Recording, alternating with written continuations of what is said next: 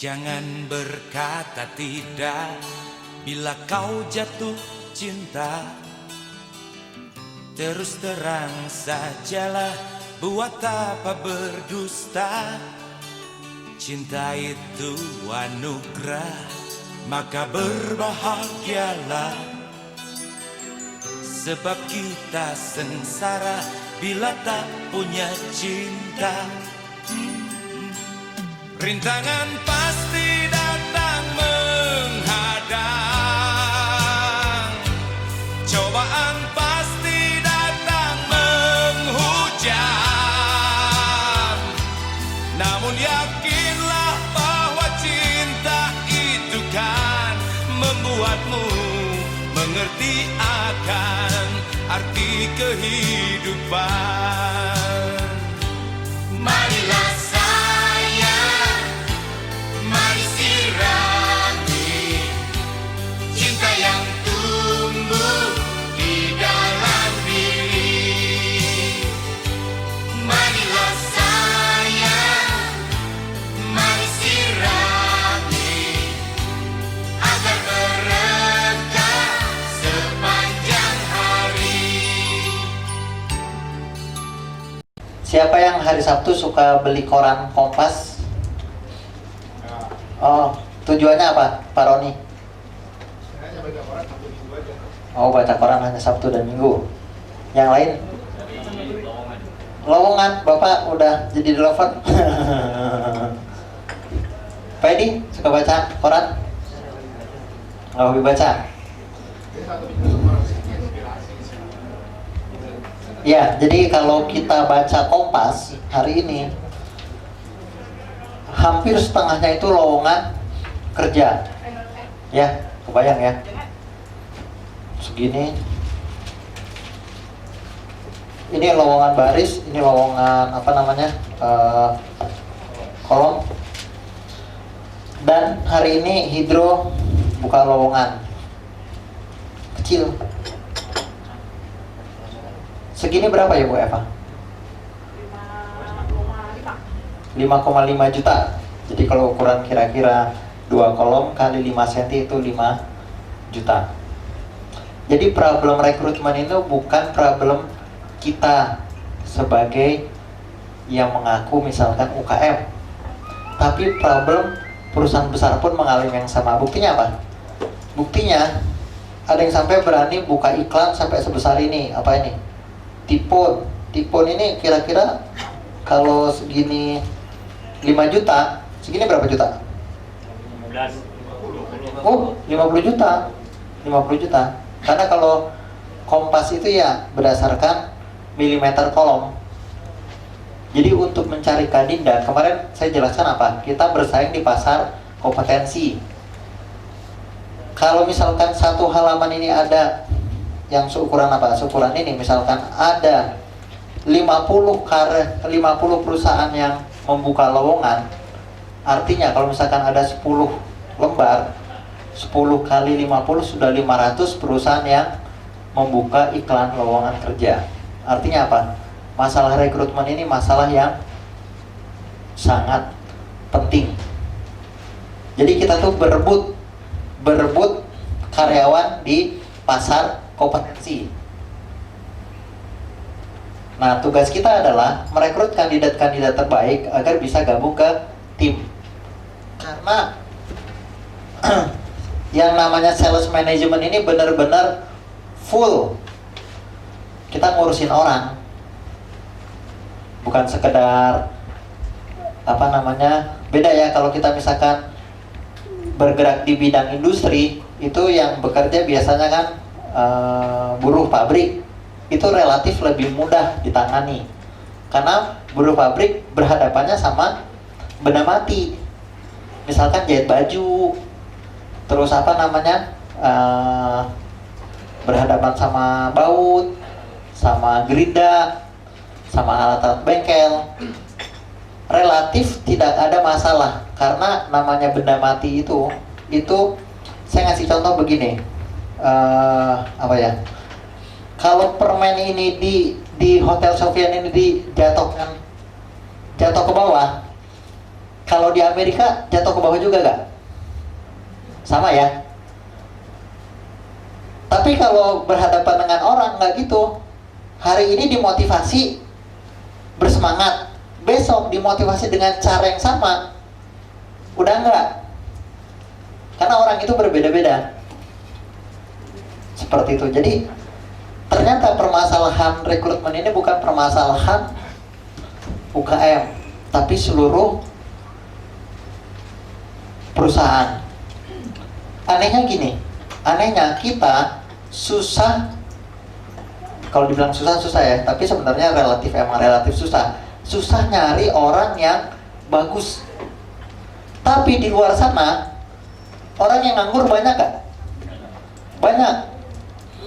Pak Faiz belum datang ya. Bahkan LP3I sampai bingung menyalurkan lulusannya yang katanya konon sampai berapa? 100.000 ya? Apa 10.000 kemarin tuh? Kita ngobrol-ngobrol 70.000, 20.000 lulusan.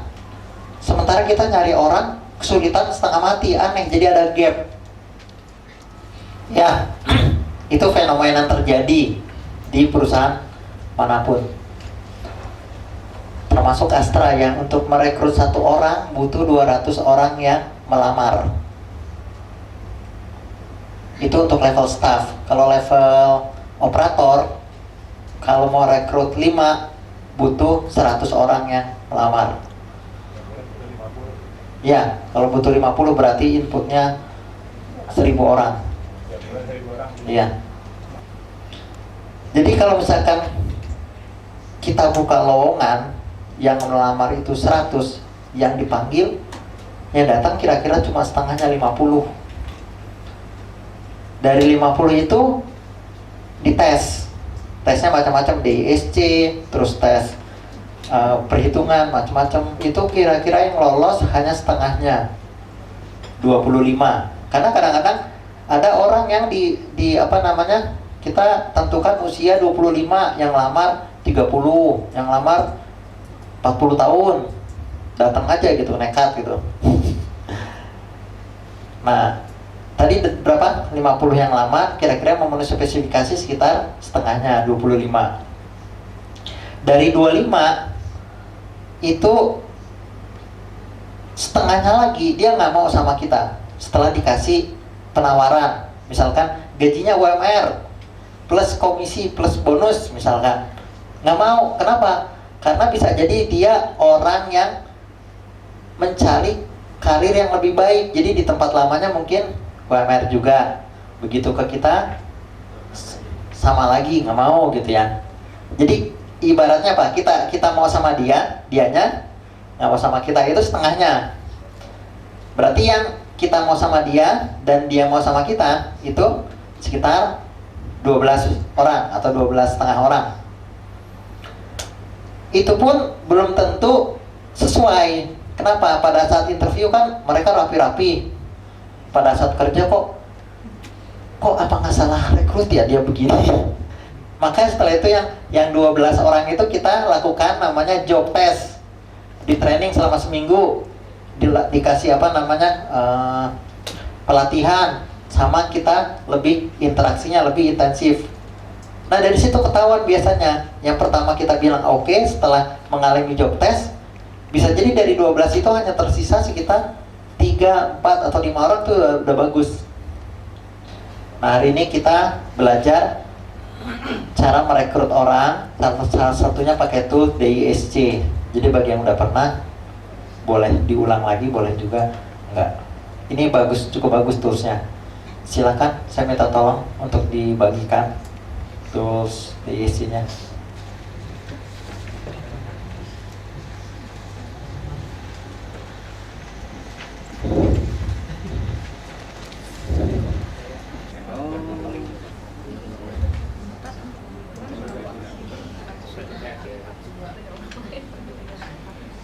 Itu kan pasang kira-kira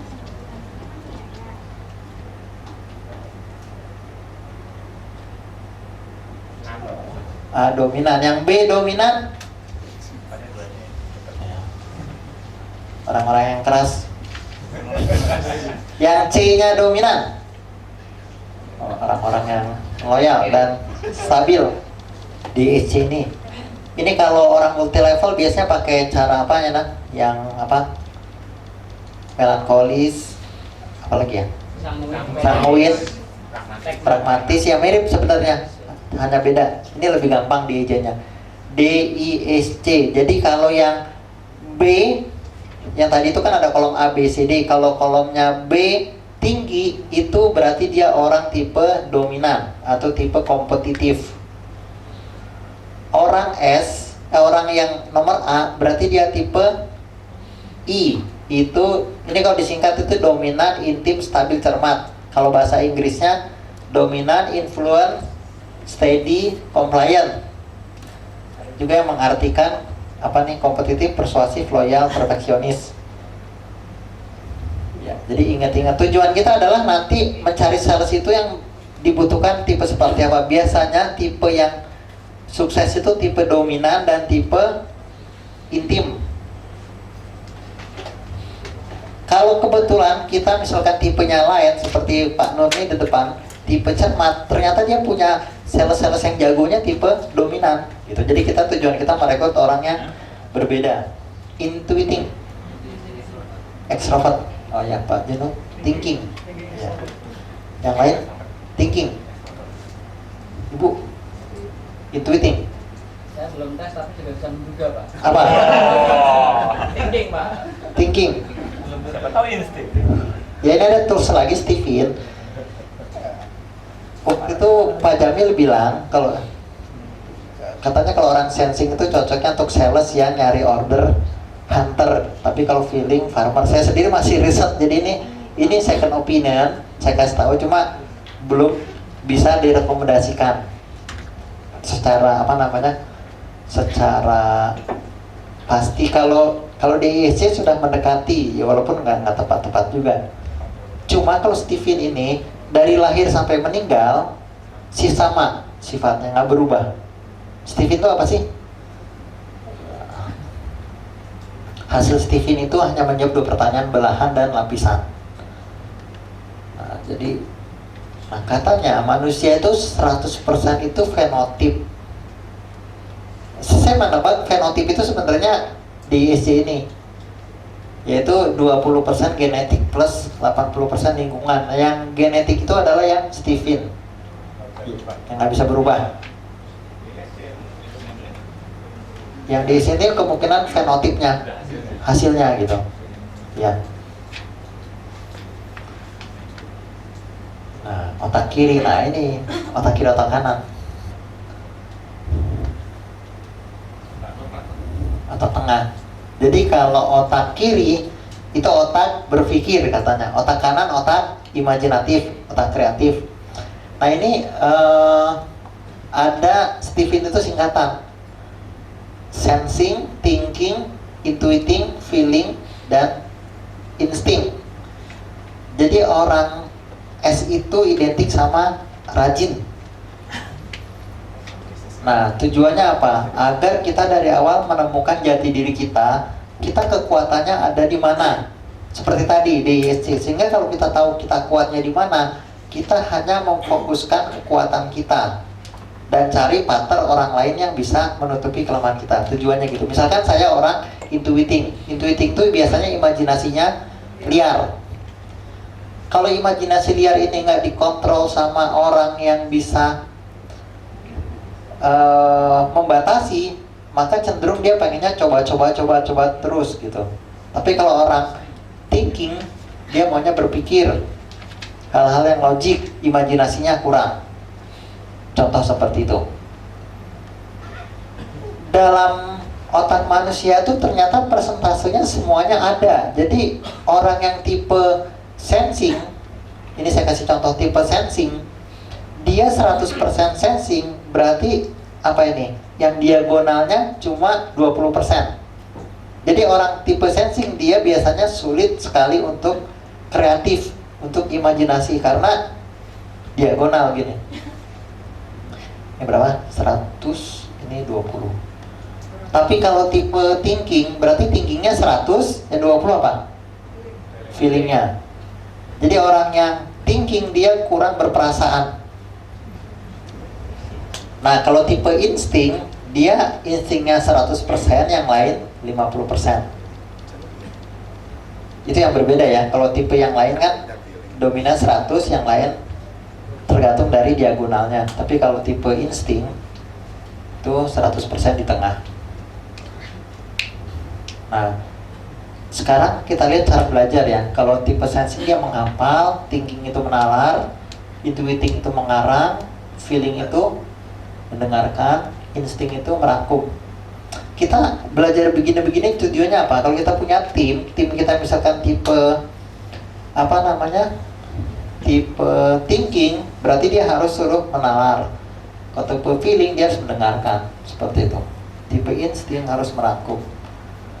Nah, kebiasaan nih, kalau orang sensing pengennya main, orang thinking serius, orang intuiting usil, orang feeling santai, orang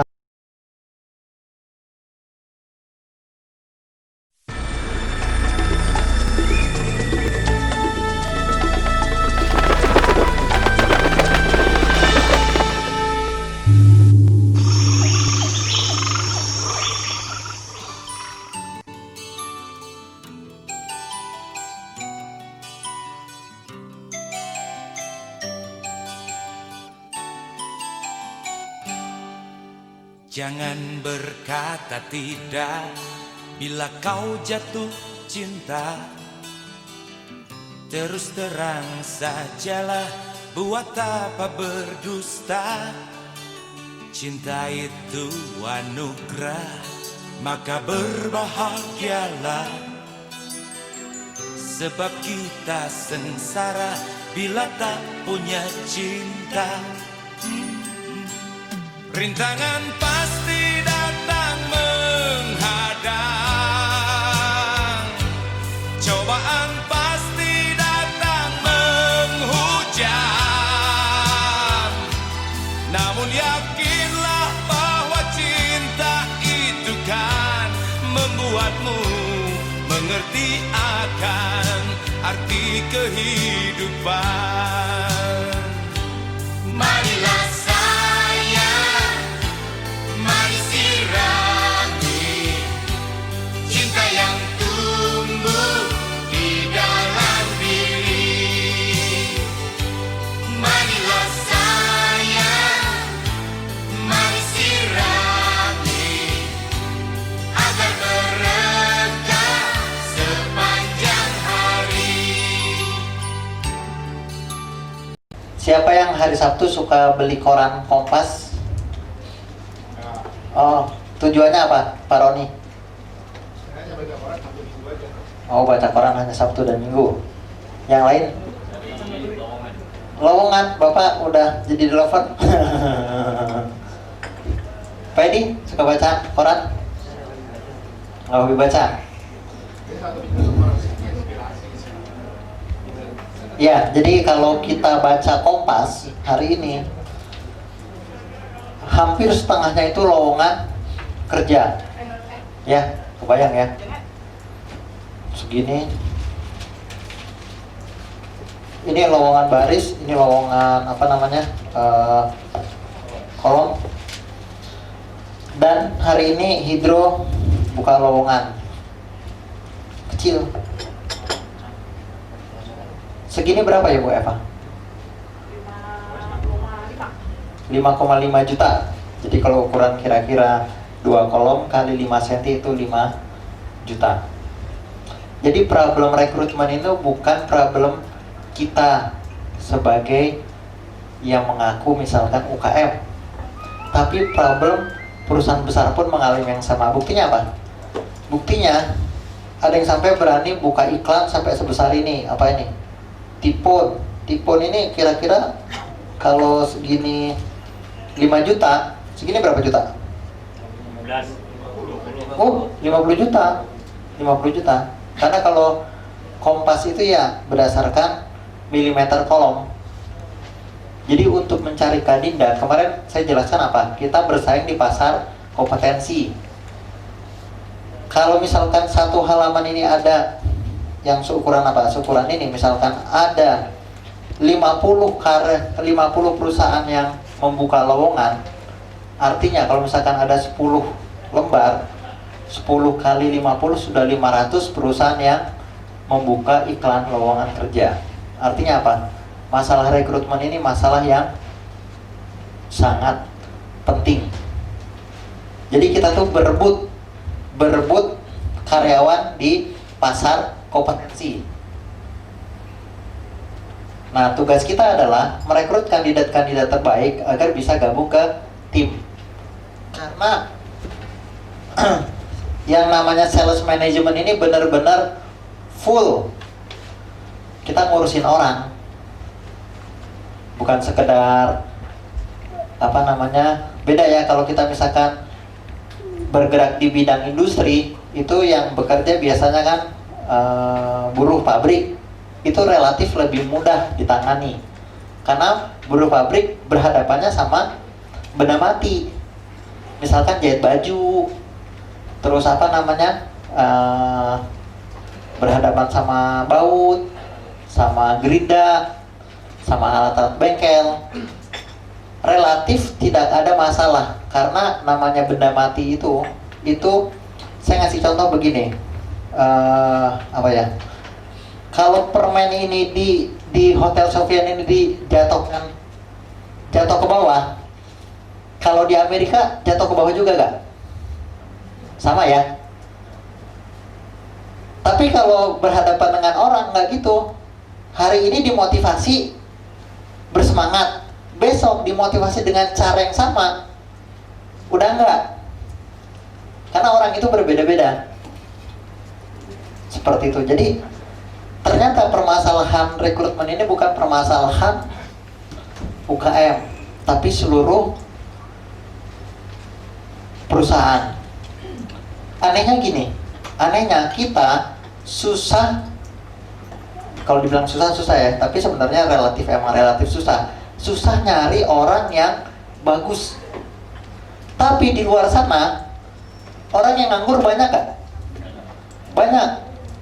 Pak Faiz belum datang ya. Bahkan LP3I sampai bingung menyalurkan lulusannya yang katanya konon sampai berapa? 100.000 ya? Apa 10.000 kemarin tuh?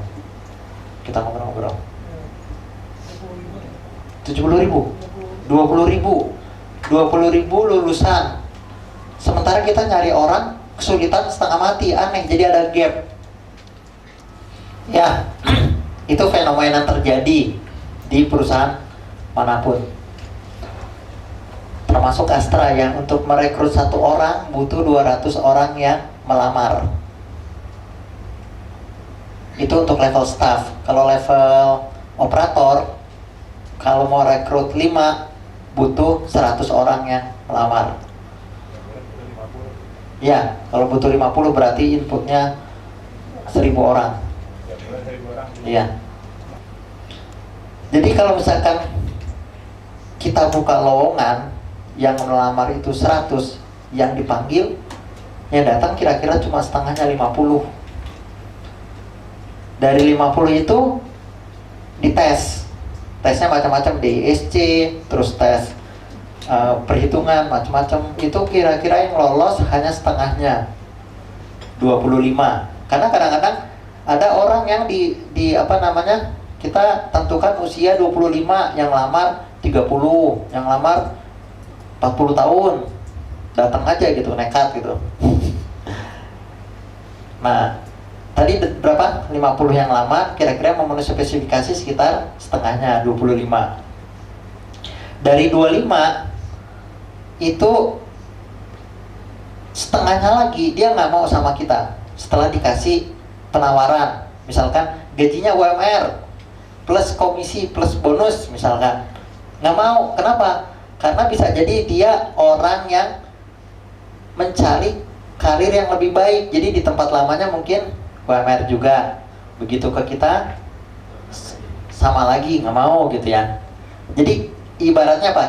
Kita mau sama dianya nggak mau sama kita, itu setengahnya. Berarti yang kita mau sama dia dan dia mau sama kita itu sekitar 12 orang atau 12 setengah orang. Itu pun belum tentu sesuai. Kenapa? Pada saat interview kan mereka rapi-rapi. Pada saat kerja kok apa nggak salah rekrut ya dia begini. Makanya setelah itu yang 12 orang itu kita lakukan namanya job test.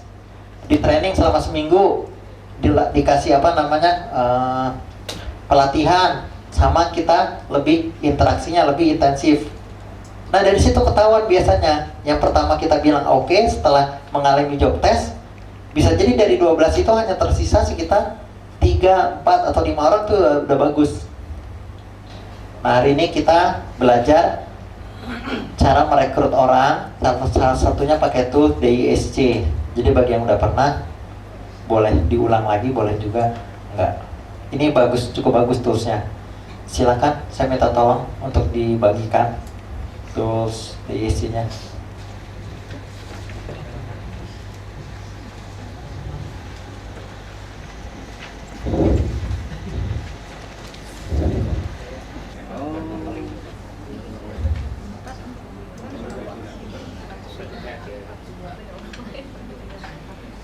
Itu kan bahasa kura-kura.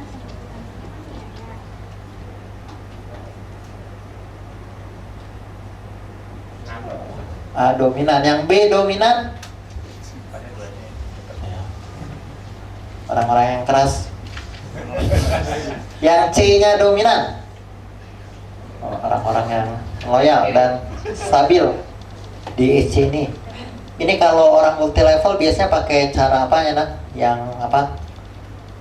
Melankolis, apalagi ya? Sanguin, pragmatis, ya mirip sebenarnya. Hanya beda, ini lebih gampang di EJ-nya. DISC. Jadi kalau yang B, yang tadi itu kan ada kolom A, B, C, D. Kalau kolomnya B tinggi, itu berarti dia orang tipe dominan atau tipe kompetitif. Orang orang yang nomor A berarti dia tipe I. Ini kalau disingkat itu dominan, intim, stabil, cermat. Kalau bahasa Inggrisnya dominan, influence, steady, compliant. Juga yang mengartikan kompetitif, persuasif, loyal, perfeksionis. Ya, jadi ingat-ingat tujuan kita adalah nanti mencari sales itu yang dibutuhkan tipe seperti apa. Biasanya tipe yang sukses itu tipe dominan dan tipe intim. Kalau kebetulan kita misalkan tipenya lain seperti Pak Nur ini di depan, tipe cermat, ternyata dia punya sales-sales yang jagonya tipe dominan gitu. Jadi tujuan kita merekrut orang yang berbeda. Intuiting, extrovert. Oh ya Pak Jeno, thinking. Ya. Yang lain thinking.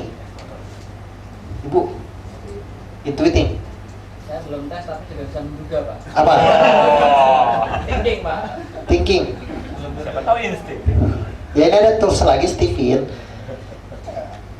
Waktu itu Pak Jamil bilang katanya kalau orang sensing itu cocoknya untuk sales yang nyari order, hunter. Tapi kalau feeling, farmer. Saya sendiri masih riset, jadi ini second opinion. Saya kasih tahu, cuma belum bisa direkomendasikan secara secara pasti. Kalau DISC sudah mendekati, ya walaupun nggak tepat-tepat juga.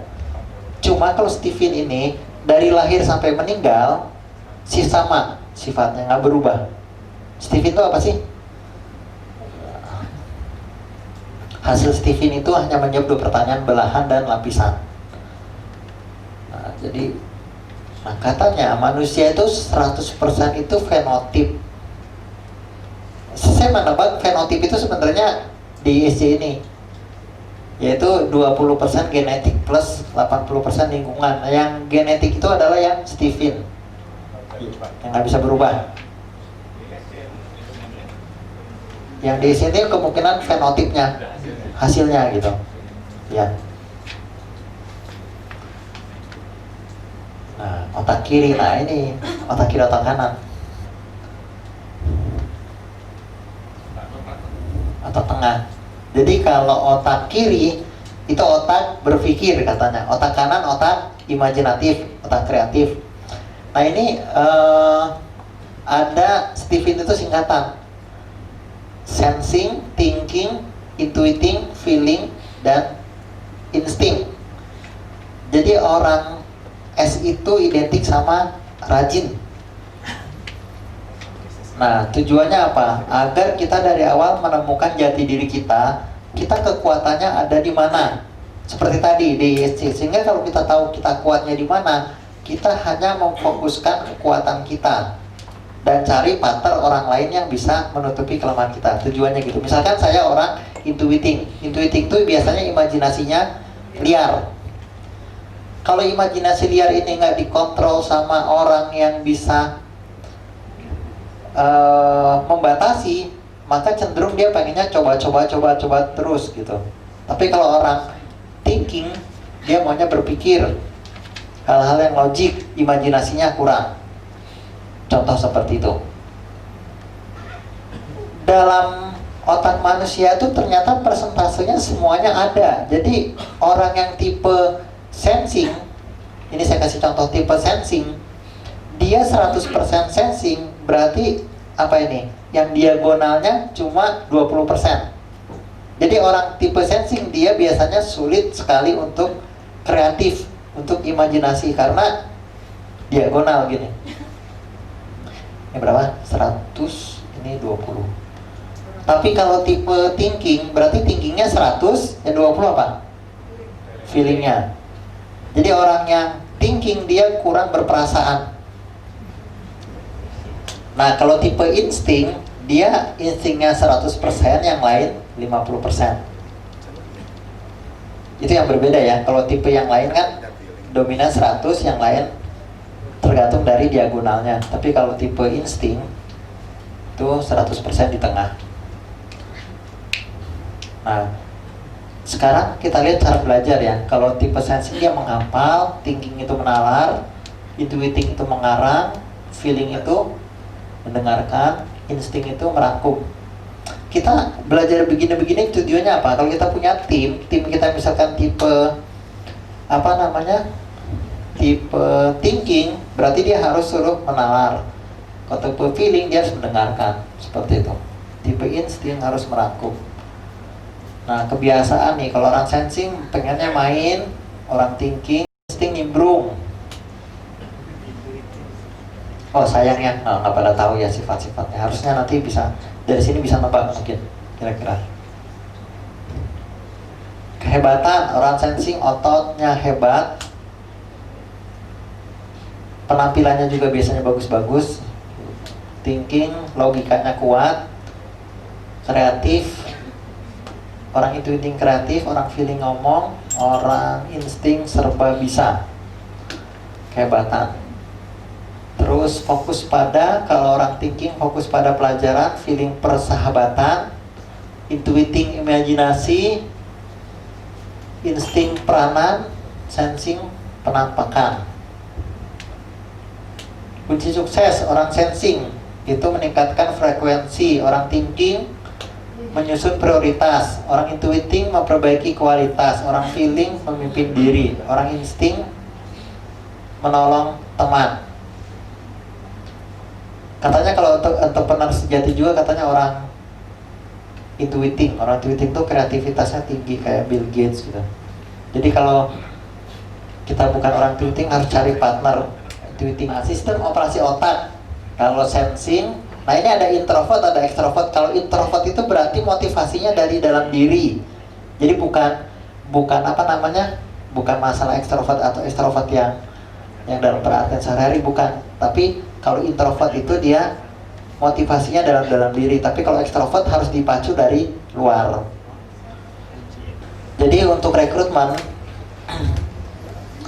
kenapa begitu penting rekrutmen ini? Yang pertama, rekrutmen itu berhasil atau sukses jika yang pertama kita dapat good client relationship, dapat klien yang bagus, terus salesnya itu termotivasi dan turnovernya kecil, jadi nggak baru masuk keluar itu berarti gagal. Kalau rekrutmen yang seperti itu, makanya harus betah. Nah kalau tidak gagal, ya kalau gagal, company image jelek, produktivitas rendah, terus training cost-nya tinggi. Training cost itu stupid cost istilahnya. Jadi orang di training berkali-kali baru pintar, itu gagal juga sebenarnya. Turnover-nya tinggi. Prosesnya pertama job definisi. Jadi kita definisikan dulu kita mau rekrut sales ini untuk posisi apa. Apakah untuk produk spesialis, apakah untuk market spesialis, ataukah untuk aktivitas yang spesialis, ataukah untuk gado-gado, ataukah untuk online dan sebagainya. Jadi kita deskripsikan terlebih dahulu. Halaman 160. Kemudian kita pilih kandidat profil. Setelah kita tentukan pekerjaannya mau seperti apa, baru kita tentukan kriterianya mau seperti apa. Termasuk ini, misalkan sales tipe cermat bisa nggak? Bisa, kalau misalkan dia online. Misalkan dia melayani online ya, nggak harus ketemu orang. Bisa jadi tipe cermat lebih bagus. Jadi dia cukup di belakang meja, di belakang komputer. Tapi kalau harus hunting ketemu orang, itu bisa jadi tipe dominan atau tipe intim yang harus kita rekrut. Jadi setelah kita tentukan job desk-nya, baru kita rekrutmen, ditentukan kandidat profilnya. Baru langkah ketiga, mengumpulkan lamaran. Jadi setelah pekerjaannya ketahuan apa namanya, spesifikasi orangnya seperti apa udah ketahuan, seterusnya adalah masukkan lowongan. Apa Pak? Ini kali bukunya.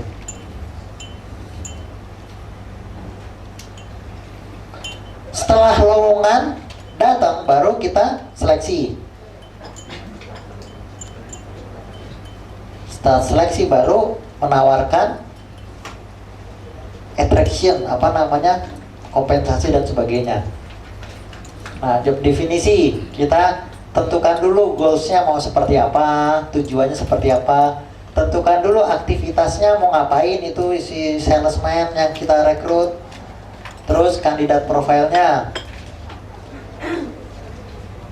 misalkan knowledge, follow through, mengetahui customer need, willingness to fight, market knowledge, dan imajinasi. Delivering the profile experience, kita tentukan pengalamannya berapa, analisis pekerjaannya, observasi. Nah, ini sumber dari rekrutmen. Nomor 1 yang terbaik adalah referensi. Jadi ini hasil riset di Amerika. Rekrutmen itu paling bagus referensi. Yang kedua adalah kampus recruiting. Jadi kita hunting ke kampus-kampus. Nah, yang ketiga agensi. Agensi itu misalkan kita rekrut orang lewat apa? Bukan apa ya? Agensi itu seperti jasa. Kalau kita rekrut orang, kita bayar 20% gajinya selama setahun. Sos, ya, seperti itu. Terus job fair, kita buka pameran. Saya belum pernah job fair. Former employee, kompetitor. Nah, ini kompetitor lebih bagus daripada iklan. Terakhir iklan ini sebenarnya paling jelek. Kenapa? Ya paling mahal gitu ya. Saingan kita banyak. Ya, Nissan, apalagi nih. Ini ada berapa? Coba hitungnya. 1, 2, 3, 4, 5, 6, 7, 8, 9, 10, 11, 12, 13, 14, 15, 16, 17. Ini iklan hidro kecil. Enggak mudah-mudahan kelihatan karena tulisannya saya buat sensasional.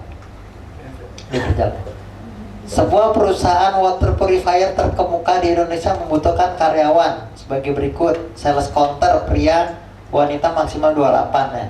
Kita tulis 28 aja, umur 40 suka ada yang lamar. Akunting, akunting kita coba yang, kalau akunting tuh orang teliti. Orang teliti saya carinya universitas negeri IPK minimal 3,0. Kalau yang lain nggak harus, SMA bisa D3. Sales supervisor, Karena Hydro sudah apa, ada beberapa promosi dari bawah naik ke atas, cuma masih kurang gitu. Berarti kalau kurang rekrut dari luar. Dan yang keenam nih, customer service pria wanita maksimal 28, pendidikan di SMA 3 pengalaman setahun. Dikirim ke PT Hydro Ruko Mahkota. Di sini biasanya ada alamat juga, kirim email ke karir@hydro. Nah ini the funnel low. Jadi kalau kita mengharapkan ada 4 orang yang bekerja atau 1 orang, usahakan yang melamar itu 100. Kenapa? Pada saat melamar 100, kita tes saja belum tentu memenuhi kualifikasi gitu ya. Yang lolos paling 60 di telepon, yang datang mungkin sekitar 40. Jadi kalau di Hydro yang tertulis semuanya habis tes langsung interview. Karena dari interview itu ketahuan kalau dari 5 menit pertama kalau orang itu sudah tidak perform ya langsung ditandain. Dari sini lolos sekitar 15. Kalau kemarin-kemarin kita adakan casting. Jadi kalau mau rekrut sales dia harus casting jadi sales. Baru kita tentukan diterima atau enggak. Tadi langkah pertama rekrutmen apa? Pertama adalah job definisi dulu.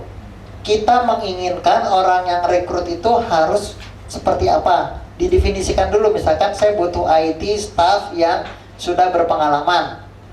Berarti definisinya sudah jelas. Artinya apa? Nanti ketika kita buka lowongan di iklan pun kita spesifikasikan. Dicari lulusan apa, kemampuannya apa, pengalaman berapa tahun. Jadi itu sebagai seleksi, sehingga orang yang melamar pun tahu kalau misalkan dia nggak cocok ya dia nggak ngelamar.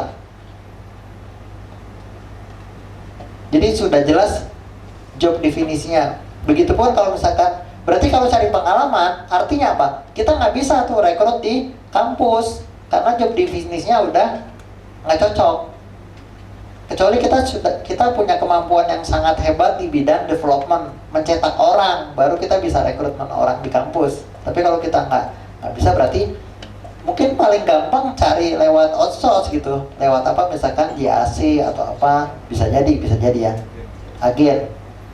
Baru kita cari kedua setelah job definisi kandidatnya mau seperti apa, profilnya. Tadi itu ya misalkan dari usia, dari keterampilan, dari DISC-nya misalkan kalau tipe IT itu kita harus orang tipe cermat tuh, nggak boleh tipe dominan. Baru kita kumpulkan lamaran, kita seleksi, baru kita attraction dia. Nah seleksinya pertama resume, yang kedua interview, yang ketiga tes. Resume itu artinya apa? Kita menyaring lamaran yang masuk, yang misalkan yang kita butuhkan usia 28, yang ngelamar 40 lebih baik nggak usah dipanggil, disingkirkan. Kecuali kalau kita berani mengadakan walk-in interview gitu, karena kan datang siapa aja, itu susah mengontrol. Nah kita yang paling gampang cara rekrutnya adalah pakai apa? Ramsey Principles. Di sini ada di modul halaman berapa? Ramsey Principles.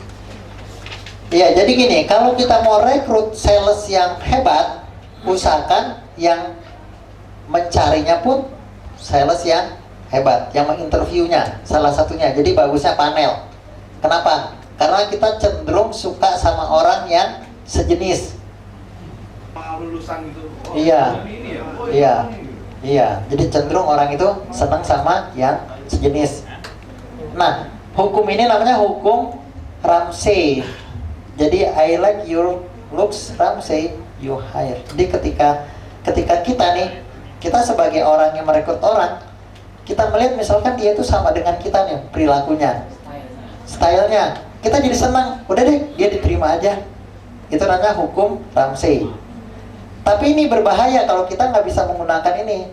Artinya apa? Kalau kita mau rekrut orang yang jago jualan, suruh orang yang jago jualan itu kita jadikan dia sebagai panelis, menilai gitu, dia bisa apa enggak, dia diterima atau enggak.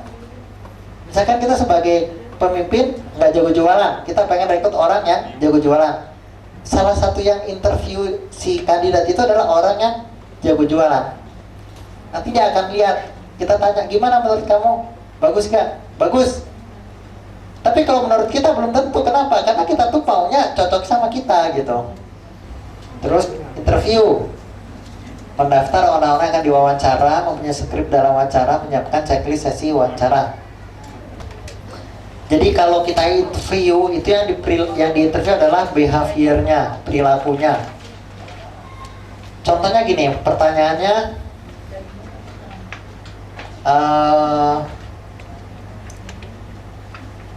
tolong sebutkan salah satu prestasi terbaik yang pernah dicapai.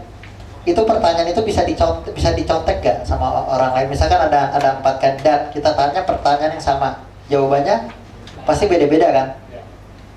Jadi usahakan kasih pertanyaan yang jawabannya tuh sangat individual dan gak bisa dicontek. Tapi kalau pertanyaannya gini, misalkan ibu kota Jawa Barat apa Bandung, nah itu bisa dicontek, itu nggak mencerminkan. Tapi kalau pertanyaannya menyangkut behavior, itu mencerminkan siapa orang tersebut. Istilahnya behavior event analysis. Terus pada saat interview, mendaftar orang-orang yang diwajibkan skrip. Nah skripnya tadi ya, jangan skrip ya apakah mau bekerja dalam tim, jangan ceritakan kejadian terburuk yang pernah dialami gitu. Nanti yang menyiapkan checklist sesi wawancara. Ini bagus checklist. Nah, attraction, penawaran ke yang bersangkutan. Competitive offer, artinya apa?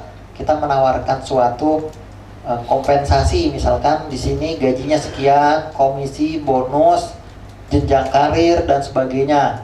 Jadi kita emang setelah dapat kandidat yang kita inginkan, tugas kita adalah menjual perusahaan. Jadi kita harus cari kandidat yang terbaik, karena ini belum apa-apa nih, masih betul-betul awal.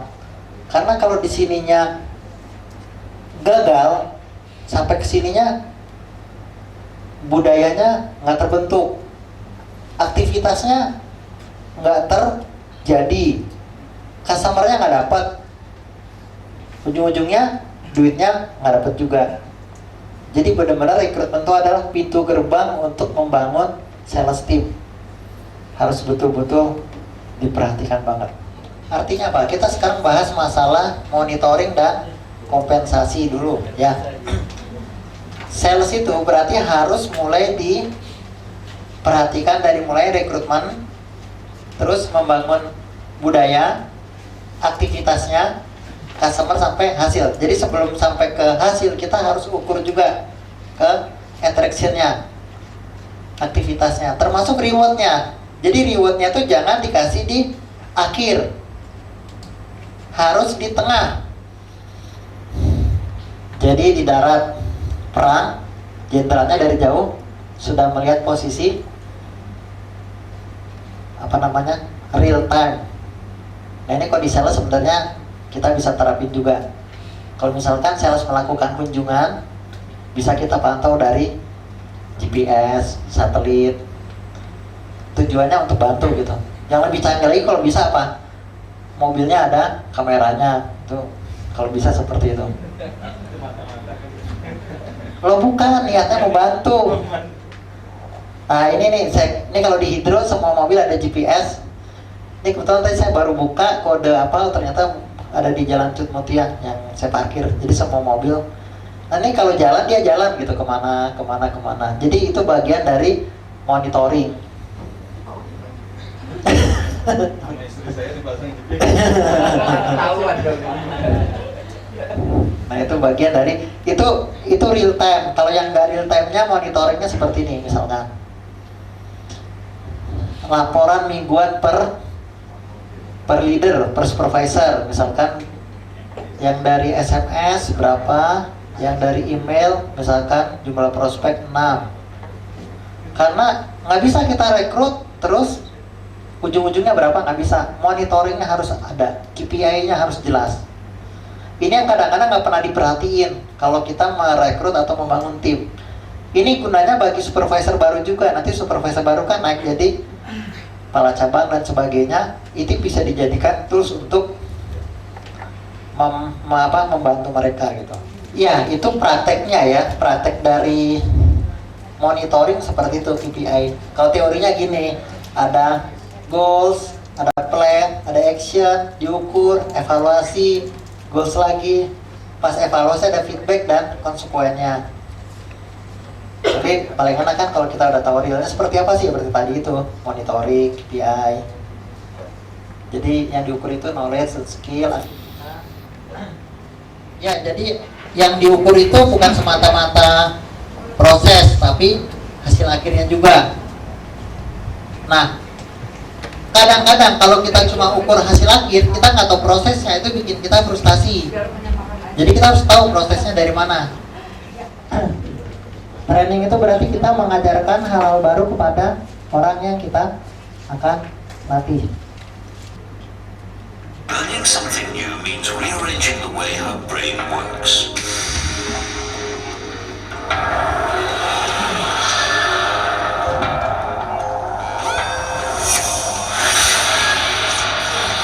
Our brain has an astonishing 100 billion neurons, or brain cells, all connected together. Learning is about creating and strengthening pathways through these neurons for impulses of electricity. But between each and every connection in our brains, there's a tiny gap called a synapse. For any of us to learn something new, the electrical signal has to jump across this gap to continue its journey.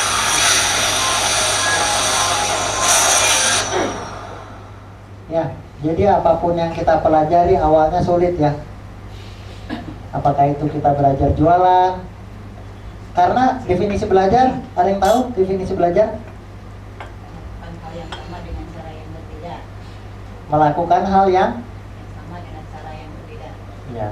Ada yang lain definisi belajar? Belajar itu definisinya menyambungkan dua neuron dalam otak kita. Jadi kalau neuron kita sudah nyambung, kita sudah mahir, udah pintar. Contoh misalkan kita belajar sepeda, waktu belajar itu kan susah. Pada saat bisa, 10 tahun kemudian masih bisa gak? Karena neuronnya udah nyambung. Sama, kita belajar apapun, kita belajar jualan, belajar managing sales force, ketika sudah terbiasa dan sudah nyambung akan sangat mudah. Tapi kalau baru itu betul-betul ya perlu perjuangan. Nah, saya akan menjelaskan bagaimana training-training yang kita bisa lakukan untuk mencetak sales force. Nah, pilihannya adalah ketika kita mau mengembangkan suatu training, pilihannya apakah kita mengembangkan SDM sendiri atau mencari yang udah jadi. Atau kita pilihannya mau cari yang udah jadi, berarti training itu sebetulnya nggak terlalu diperlukan. Yang kedua, apakah kita mengembangkan yang kurang atau mau menggantinya? Yang ketiga, berapa baikkah strategi pengembangan perusahaan sesuai dengan pengembangan keseluruhan? Nah, jawaban dari tiga itu merupakan jawaban kita perlu training atau enggak.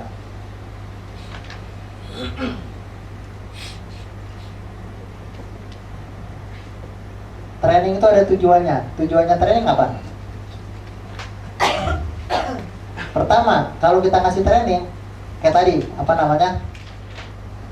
Ya, dari prospek menjadi closing itu kan ada outcome-nya. Call berhasil, appointment, presentasi dan sebagainya, baru closing. Sama, training pun awalnya harus kita buat orang itu interest, menarik, apakah dikasih multimedia dan sebagainya. Karena pintu pertama training itu pertama interest orang. Yang kedua baru orang itu paham sama materi kita. Setelah paham, mampu dan sanggup menerapkan apa yang sudah diajarkan. Setelah itu baru bisa untung, profit ke perusahaan. Setelah profit baru bisa dilipat gandakan, di copy paste. Jadi kalau kita mendesain suatu training, outcome pertamanya harus training itu menarik dulu bagi orang yang mendengarkan training kita. Nah, transfernya gimana caranya? Yang pertama, teori dulu, lalu demo. Demo itu berarti apa namanya? Prakteknya seperti apa? Lalu praktek atau simulasi. lalu praktek on the job with feedback, dan yang terakhir praktek on the job with coaching. Jadi kalau teori itu di kelas, setelah itu demo, setelah itu praktek simulasi, misalkan sharing skill, ketemu konsumen. Yang kedua role play istilahnya, jadi di kelas itu sales itu mengadakan simulasi jual beli. Baru yang terakhir di lapangan dampingin oleh atasannya langsung, apakah supervisor atau manajernya. Jadi transfer training secara seperti ini. Nah, ini kaidah pengembangan SDM. Terakhir, praktek on the job with coaching. Didampingin di lapangan. Jadi misalkan mau ngelatih sales baru di kelas udah, role play udah, terus dia demo di depan kita udah. Nah, terakhir di lapangan pun dia harus berhadapan dengan konsumen, kita masih dampingin sampai betul-betul bagus, baru kita bisa lepas. Jadi harus benar-benar merasakan. Ya, itu bayangan kalau kita ngajarin sales hanya teori, menjual itu gini, ketemu konsumen gini, ya hasilnya nggak akan bagus biasanya. Harus ada sesi demo, sesi di lapangan. Ya, contohnya gitu, kayak tadi, emang harus diterjunkan. Kemampuan dikali motivasi sama dengan hasil. Hasil dikasih sarana sama dengan prestasi bagian dikali prestasi bagian, prestasi. Kemampuan dikali motivasi. Iya, dikali motivasi sama dengan hasil. Ini saya cerita yang kemarin sama ya. Seseorang itu kalau melakukan sesuatu atau ada something wrong itu hanya puncak gunung es. Yang berpengaruh itu sebetulnya di bawahnya ini. Di bawahnya apa? Ya skill, pengetahuan, belief system, core value, identitas, dan lingkungan. Ini yang paling besar. Jadi tantangan kita menciptakan lingkungan yang bisa menciptakan sales unggul. Nah, program training itu apa aja biasanya? Ada 4, knowledge, skill, culture, dan personality. Jadi kita kalau buat kurikulum, misalkan sales baru masuk itu harus punya 4 kurikulum. Knowledge, skill, culture, dan filosofi. 4 ini nanti jabarkan lagi. Knowledge, ada product knowledge, market knowledge, customer knowledge. Jadi customer kita tipenya seperti apa. Technical, berarti ada cara-cara pemasangan. Kalau misalkan jual komputer berarti harus bisa ngerakit, walaupun sebatas bisa gitu, nggak harus ahli. Ekonomi, kompetitor, harus dikasih tahu kompetitor kita siapa. Karena kalau nggak tahu sulit nanti menjual. Skill yang diajarkan apa? Selling skill, targeting, territory management, analytical thinking, presentasi, menulis, negosiasi, nulis surat order, dan relationship development. Nah, ini jadi harus diajarkan sales process, relationship, customer, kompetitor, company, change, culture-nya harus diajarin. Culture-nya berarti corporate philosophy, value, work style. Nah, ini bagusnya ada cerita hero gitu. Misalkan ada orang yang pertama kerja di tempat kita jadi sales, terus karirnya naik tuh bisa jadi cerita. Jadi menjadi contoh bagi yang baru masuk. Kalau hidro strateginya kayak gini-gini taruh di web aja gitu, jadi bisa baca langsung. Terus employee superstar, personal development diajarkan team building, personality, goal setting, NLP. Saya biasanya ngundang teman-teman yang sesama trainer yang hemat berkualitas. Undang.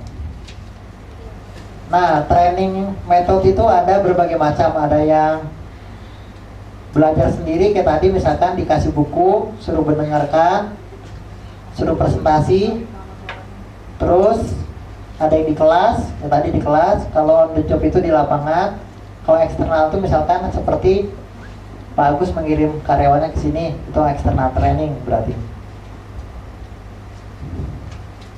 Nah, kalau saya belajar sendiri nih, kita kasih video, suruh dengerin, audio CD. Nah, dari metodenya itu training itu yang paling murah berarti apa? Belajar sendiri karena tinggal kasih buku aja. Yang paling mahal on the job karena melibatkan atasannya.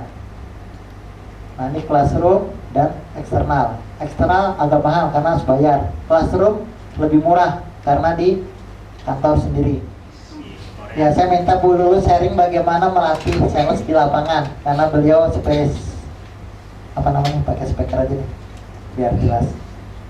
Beliau sangat ahli on the job training. Assalamualaikum warahmatullahi wabarakatuh. Waalaikumsalam warahmatullahi wabarakatuh. Belum nyala ya. Oh udah, kurang dekat. Ya. Sebenarnya apa yang kita lakukan di lapangan itu sebenarnya lebih susah ya. Karena apa? Kita menata hati orang itu gak susah ya Pak ya. Itu soalnya apa? Yang diterima oleh HRD kita kadang-kadang orang sudah menikah. Kadang-kadang sekolahnya juga di atas kita. Gitu. Kadang-kadang fisiknya juga karena kecantik atau ganteng takut kena panas, kena hujan ya. Jadi sebelum kita mencoba produk kita dijual ke lapangan, kita harus tahu dulu menata hati mereka itu seperti apa. Sebelum mencapai ke customer, yaitu seperti Pak Teguh bilang, kita dikasih materi atau dikasih basicnya sama mungkin kalau di Hidro ada ini pembelajaran bagaimana role play itu terjadi ya. Bagaimana kita berbicara face to face sama customer dari segi duduk, dari segi cara menatap customer, dari segi nanti bagaimana cara buka SK orang trainer lapangan, tentunya bagaimana perusahaan menciptakan, merekrut orang, dan kita harus mempertahankan orang itu. Kenapa? Karena gaji mereka udah dibayar, terus waktu yang kita keluarkan harus ada harganya. Nah itu yang susah di kita. Susah sih nggak susah, asal kita mau pasti bisa ya Pak. Asal kita mau pasti bisa. Saya pribadi saya bilang sama Pak Teguh, saya bukan trainer dalam ruangan yang seperti ini ya Pak. Itu nggak ada masuk otak saya. Bapak mau nyuruh saya bikin balik pun nggak masuk otak saya. Tapi saya bisa bantu sampai di lapangan. Bagaimana pertama kali kita call sama customer, bikin janji, ketemu, presentasi nggak boleh lewat dari 45 menit. Kalau lewat dari 45 menit, batal total itu presentasi itu nggak ada hasil. 40 juta itu nggak susah. 30 hari kita bekerja, dipotong 4 hari, 26 hari. Artinya kalau 40 juta satu barang Hidro harganya misalkan 10 juta, 4 customer yang kita kejar sebenarnya. 4 customer kita bagi 26 hari, satu customer kita ulang-ulang terus selama seminggu misalkan, atau 3 hari sekali. Nah, kita bisa 10 banding 1 atau 10 banding 3. 10 yang kita kunjungi, 3 harus close. Tapi saya lebih salut perempuan tuh. Jadi kalau mau cari bukan yang meremehkan laki-laki tidak ya. Terutama ibu seleksi orang perempuan aja deh. Kalau nggak ada perempuan yang handal lagi, boleh laki-laki. Ini bicara untuk perempuan. Ya, umumnya gitu, ibu boleh lah. Lihat sekian survei yang membuktikan perempuan itu lebih bertahan dibanding laki-laki. Gitu. Bener ya Pak, perusahaan itu ya. Bu Eva aja sampai 11 tahun dia sama Pak Teguh bertahan kan. Oke. Cukup ya. Terima kasih, tepuk tangan. Maaf ya kalau ada salah-salah kata, salah-salah ucapan, saya minta maaf. Assalamualaikum warahmatullahi wabarakatuh. Ya, kita baru mendengarkan penjelasan on the job itu wajar ya, on the job itu efektif ya. Jadi kalau tadi skrip itu seperti apa itu di classroom, biasanya sebelum mereka terjun ke lapangan ada masa penggojokan, diajarin skrip. Kalau misalkan orang jawab apa, kita jawabnya apa, itu tapi pada saat terakhir tetap harus di lapangan didampingin oleh atasannya langsung first line manager, itu lebih cepat. Nah sebagai penutup mari kita nyanyikan lagu ya bersama-sama, lagunya Don't lose your way with each passing day. You've come so far, so through the way. If we hold on together, I know our dreams will never die. Please keep us true to forever.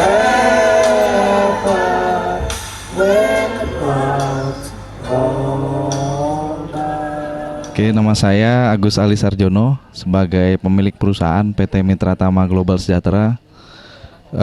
Saya ikut training ini memang saya ingin belajar ya tentang Salesforce manajemen yang tentunya jadi kendala di perusahaan saya sendiri gitu ya, yang beberapa dari perjalanan kita ini yang perusahaan ini yang memang tidak selalu bagus, ternyata banyak yang salah dari hasil dari yang saya dapat ini selama 2 hari ini, banyak yang salah ya, mulai dari sisi marketingnya, kemudian salesnya, kemudian dari harus dibagi-bagi, kemudian ada customer service, kemudian tentang mengenai rekrut ya, trainingnya, kemudian masalah bonus, gaji dan reward itu menurut saya sekarang ini yang saya terapkan di perusahaan saya banyak yang salah, dan dari hasil training ini saya akan merubah menuju yang benar tentunya ya, menuju yang benar, dan semoga dari situ kita bisa evaluasi untuk perkembangan perusahaan saya, perkembangan penjualan, omset dan sebagainya, tentunya menuju profit. Itu aja sih dari saya. Terima kasih buat Pak Teguh, buat Hydro tentang contoh-contohnya, contoh-contoh yang diajarkan di sini sangat mumpuni ya, sangat real di lapangan ya. Jadi kita sebenarnya bisa terapkan juga di tempat kita masing-masing, di perusahaan kita masing-masing. Itu saja dari saya. Terima kasih. Nama saya Badroni Yusirman. Saya pemilik merek Manet Busana Muslim. Selama 2 hari ini saya belajar banyak dari Pak Teguh, tidak hanya teori tapi juga secara konsep dan aplikasi-aplikasi yang sangat related dengan yang dialami di lapangan, terutama berdasarkan pengalaman dari yang dilakukan oleh Pak Teguh sendiri. Jadi ini adalah pelajaran yang sangat berharga buat saya, dan insya Allah akan saya bisa terapkan di perusahaan. Terima kasih kepada Pak Teguh atas segala ilmu dan pengalamannya. Sukses selalu untuk Pak Teguh dan Hydro. Terima kasih. Nama saya Faif Yusuf, saya owner dari Kavana Distro Muslim. Saya sangat terkesan dengan 2 hari workshop Salesforce Management ini, karena disinilah saya menemukan banyak sekali jawaban atas berbagai macam masalah yang saya hadapi, terutama di dalam membangun tim penjualan yang handal. Selama ini saya merasa hanya berputar-putar di situ saja, sehingga saya sulit sekali meningkatkan kinerja tim saya. Selama 2 hari workshop ini saya mendapatkan breakthrough, ide-ide yang luar biasa. Kemudian contoh-contoh praktis bagaimana meningkatkan tim kinerja penjualan sehingga bisa meningkatkan omset penjualan di perusahaan saya. Terima kasih kepada Pak Teguh yang dengan sangat luar biasa bisa mendelivery workshop ini sehingga tidak membosankan, menyenangkan, dan tentu saja bisa kita pahami dengan baik. Terima kasih Pak Teguh. Oke, ya, terima kasih. Nama saya Yunus dari PT Hydro Water Technology. Saya sebagai sales eksekutif. Ya, dengan adanya training ini saya sangat berterima kasih sekali, karena banyak sekali hal-hal yang bisa saya pelajari dan saya ambil hikmahnya dari sini, yang tadinya saya nggak tahu apa itu perbedaan antara sales dan marketing. Dengan mengikuti training ini dari Pak Teguh, saya jadi benar-benar tahu apa, misalkan dari tujuan marketing, target marketing, terus gimana cara kita mengatur area penjualan. Nah, masih banyak lagi hal-hal yang sangat membantu saya dalam saya melangkah nanti ke depannya.